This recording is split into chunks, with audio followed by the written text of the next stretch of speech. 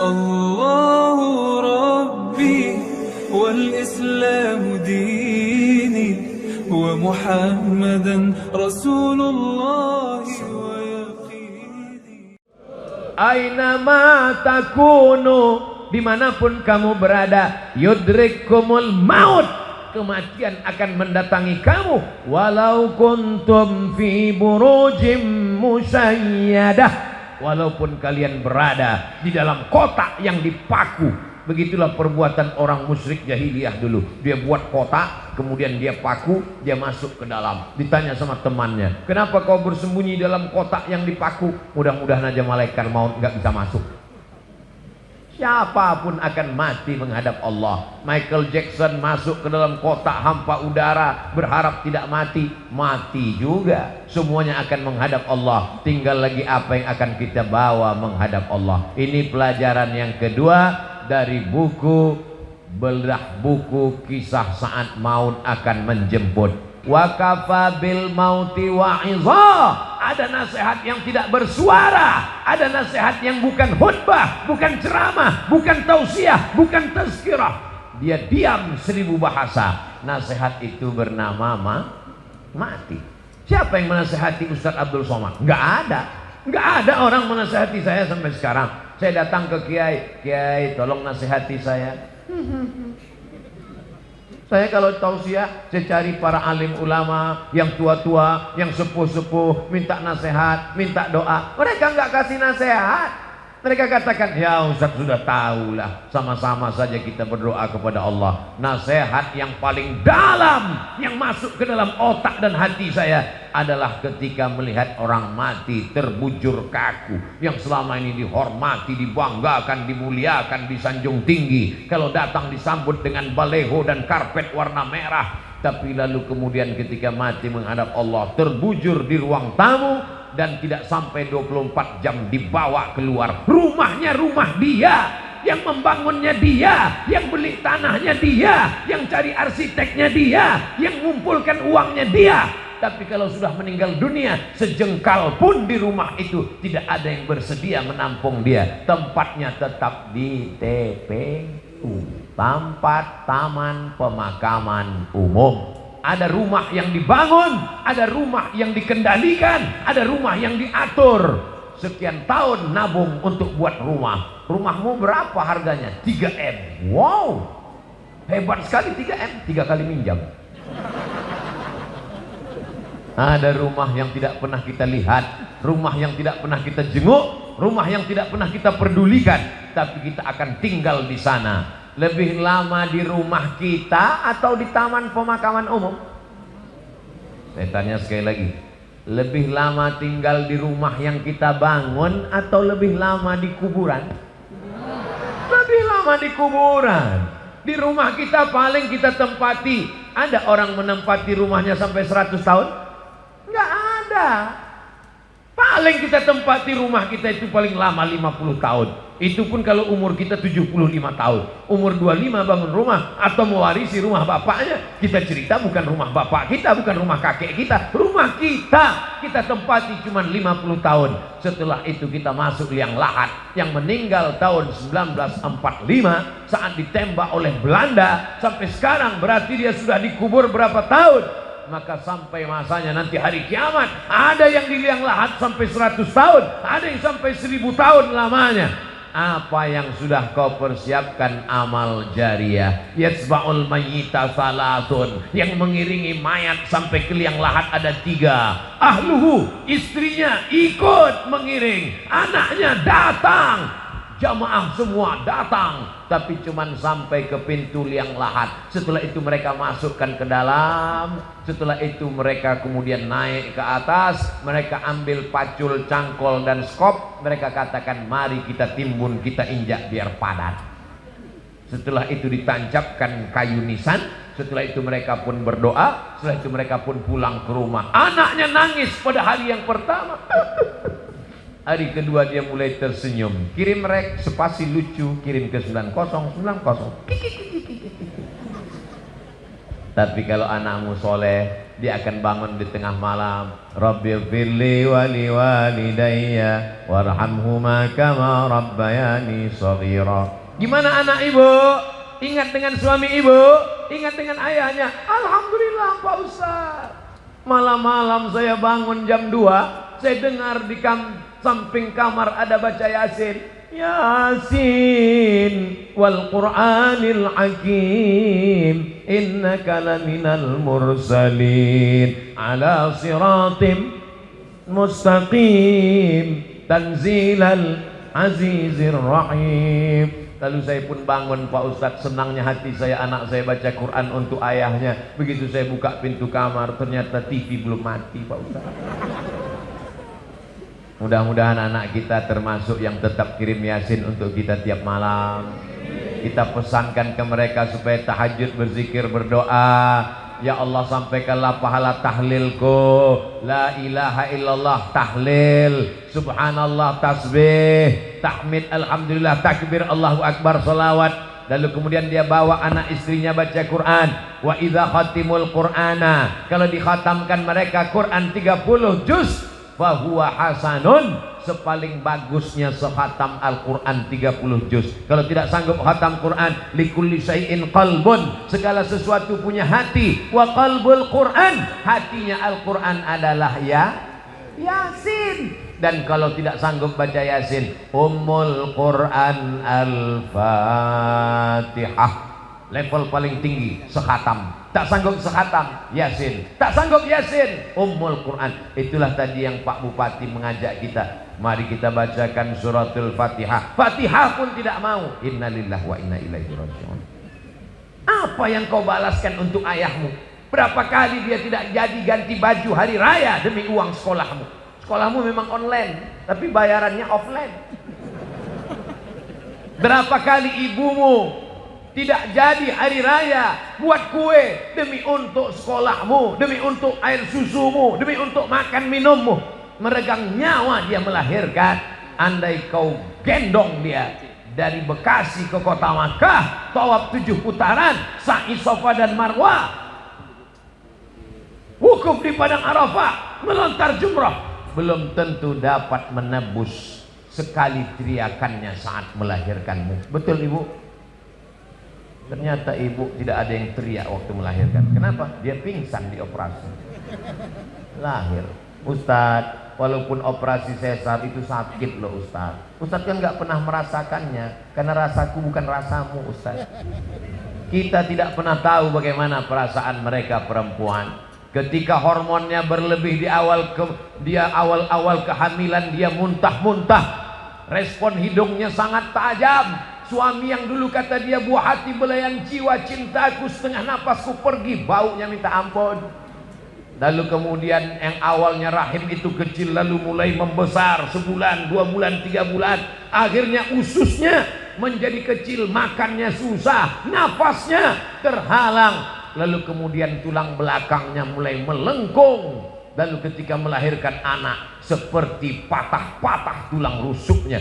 Itulah ayat yang disebut dalam Al-Quran, wahnan ala wahnin, lemah di atas lemah. Tak ada yang bisa membalas kelemahan-kelemahan itu, dan tidak ada yang sanggup membahasnya.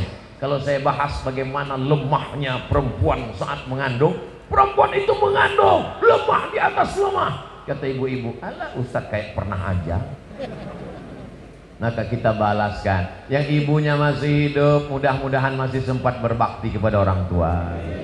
Yang ibu bapaknya sudah meninggal dunia, nasihat kematian, ziarah. Jangan nunggu mau Ramadan, jangan nunggu mau Idul Fitri, besok hari libur bawa anaknya ziarah. Ini sekarang banyak orang ziarah, bapaknya baju hitam, istrinya baju hitam, anaknya baju hitam, hitam-hitam semua, sampai di tempat pemakaman langsung foto. Habis itu update status, man in black. Apa ini? Ini bukan ajaran Islam. Ajaran Islam adalah saat di tempat pemakaman baca doa, assalamualaikum ya alad diyar minal mu'minin wa inna insyaallahu bikum lahiqun yarhamullahul mustaqdimina wal mustakhirin nas'alullaha lana wa lakumul afiyah. Oh, bacaannya panjang Pak Ustaz. Ya, Tapi kami bacaannya pendek. Apa bacaannya? Assalamualaikum ya ahlal kubur. Itu namanya doa minimalis. Apalah salahnya cetakkan doa ziarah kubur? Tanya nanti panitia berapa ongkosnya buat baliho besar seperti ini, buat doa ziarah kubur, tempel besar-besar di dekat pemakaman TPU. Assalamualaikum ya ala diyar minal mu'minin wa inna insyaallah bikum lahiqun yarhamullahul mustaqdimin wal mustakhirin nas'alullah lana wa lakumul afiyah. Coblos nomor daripada baliho yang gak jelas ujung arahnya, nyangkut ke pokok kayu, diambil Satpol PP, dibakar. Mendingan di samping kuburan, mengingatkan orang. Andai pun dia tidak lapuk, maka mengalir sampai hari kiamat. Inilah dia amal-amal kita. Apa saja amal kita yang akan mengalir? Waladun salihun, anak yang soleh. Shadaqatun jariyah, itulah uang yang masuk ke dalam kotak-kotak tadi. Beli semen, batu bata, kerikil, atap, tenda, lampu, AC, mihrab, mimbar, kipas angin, itu semua akan mengalir. Siapa yang mewakafkan tanah masjid ini dulu? Siapa yang membangunnya? Siapa yang ngasih semen? Siapa yang ngasih kosen? Siapa yang ngasih kaca? Kita tidak tahu, tapi pahalanya dari mulai tadi petang sampai malam, sampai sholat subuh besok, zuhur, asar, maghrib, isya, subuh, zuhur, asar, maghrib, isya, Ramadan, tarawih, witir, idul fitri, idul adha, hari raya kurban, sampai hari kiamat, mengalir pahalanya ke liang lahat. Mudah-mudahan sebelum mati kita sempat bangun masjid. Masjid apa namanya? Masjid Al-Mustaqim. Siapa yang buat? Pak Kapolsek. Masjid apa namanya? Masjid As-Somad. Siapa yang buat? Ustadz Somad. Sudah ada? Belum lagi. Tapi insya Allah kalau kita berniat sebelum mati mesti ada. Saya diundang ke Jambi, diajak untuk meresmikan masjid. Jalannya jauh, naik mobil. Dalam hati saya, mau dibawa kemana lagi? Begitu sampai, musola kecil. Ya Allah, apa kelebihan musola ini? Apa kelebihannya? Berikut ini mari kita dengarkan kata sambutan dari Bapak Kapolsek. Saya sebagai Kapolsek, kumisnya melintang. Saya sebagai Kapolsek di tempat ini, Pak Ustadz risau karena tidak ada tempat sholat. Orang sholat di kamar. Maka saya kumpulkan di antara anak-anak buah saya. Kita beli semen, batu bata, akhirnya jadilah musola ini. Dan saya bertekad kalau siap, yang meresmikannya adalah Ustadz Somad. Oh, begitu kronologisnya. Dan orang tidak berani nolak. Kasih semen, siap. Jadilah musola. Jabatanmu tak lama, tapi yang kekal abadi adalah masjid. Presiden kita, proklamator kita, Insinyur Soekarno cerdas.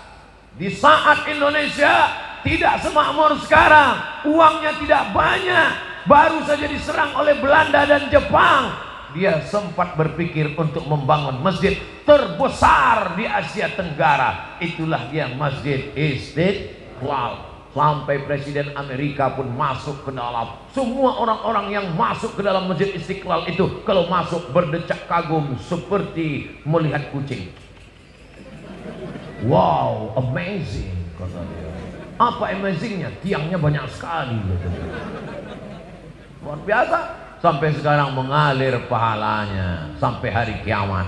Berganti lagi zaman. Akhirnya setiap kabupaten, setiap kota di Indonesia ada masjid, punya ciri khas, punya ciri khas. Apa dia?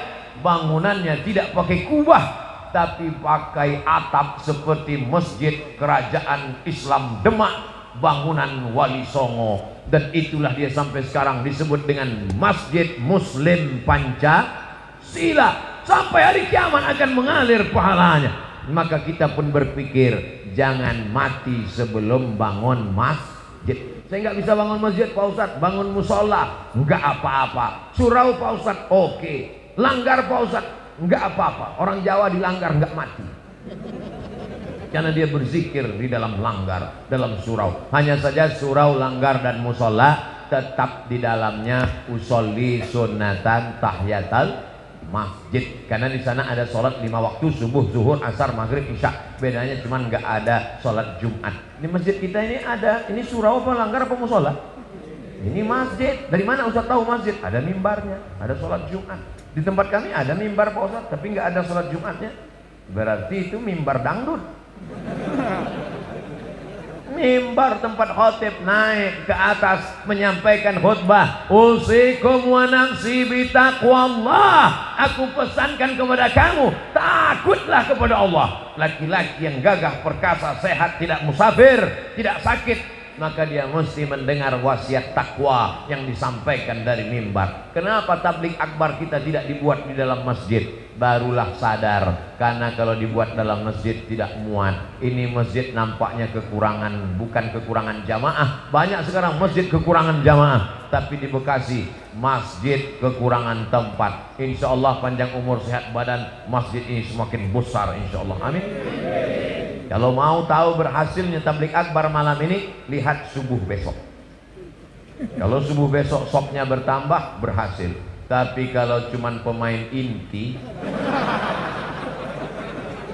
yang azan tetap itu, as-salatu khairum minan naum, hancurlah kita.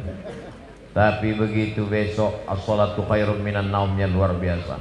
As-salatu khairum minan naum. Semangat datang dia ke masjid semua. Alhamdulillah Pak Ustadz, sejak Ustadz Somad tausiah kemarin, anak saya rajin sholat duha Pak Ustadz. Cuman ada yang mengganggu pikiran saya. Kenapa Bu? Doanya pakai kunut. Itu namanya subuh kesiangan Bu. Pas ditanya sama ibunya, kenapa kamu sholat subuhnya jam 8? Masih syukur aku sholat subuh, kawanku gak sholat sama sekali. Ini logika terbalik, otaknya sungsang. Kalau mau lihat dunia boleh lihat ke bawah, tapi kalau untuk akhirat, lihatlah orang yang istiqomah ke masjid subuh, zuhur, asar, maghrib, isya, masjid ke masjid. Lihat tuh anak muda ke masjid terus, tertulis di bajunya biker subuhan. Zuhur hilang. Sedangkan subuh yang berat lawan ngantuk aja dia datang. Sedangkan subuh yang matanya lelap, tidur pulas, mengigau, tetap dia lawan datang ke masjid. Apalagi zuhur, asar yang melek. Sedangkan zuhur, subuh saja siap dia jadi imam, padahal suaranya jelas. Bismillahirrahmanirrahim. Alhamdulillahi rabbil alamin. Apalagi kalau cuman nggak bersuara. Allahu Akbar. Memang berawal kalau mau jadi imam, imam zuhur dan imam asar. Anak-anak muda. Nanti kalau ditanya, datang anak gadis, anak-anak cewek bilang, bang, aku siap jadi, aku ingin mencari imam, aku siap, tapi zuhur dan asar ya. Maka kalian pun mesti pintar-pintar. Kalau mau tulis update status besok, aku mau cari imam maghrib, subuh dan isya. Yang zuhur ngantri dulu. Berawal dari keterpaksaan, berubah menjadi kebutuhan, akhirnya kebiasaan. Allah bisa karena biasa. Tadi tausiah saya mulai jam 9 kurang 10, sekarang jam 10 kurang 10. 60 menit kita bersama, sesuai tertulis di botol minuman santri. Oh, botolnya kecil, 330, berarti udah lewat, mestinya setengah jam tadi. Tapi orang Bekasi ini cerdas. Dia buat sesuatu yang berkesan. Dia kasih susu. Masya Allah, tabarakallah. Ustadz nggak boleh minum air manis karena suaranya menggelegar, tenggorokannya panas. Dikasih air manis yang panas, suaranya hilang, pita lehernya rusak. Nanti umurnya sekian ceramahnya apa kabar? Serba salah. Nanti dikasih air putih, katanya panitianya nggak respon.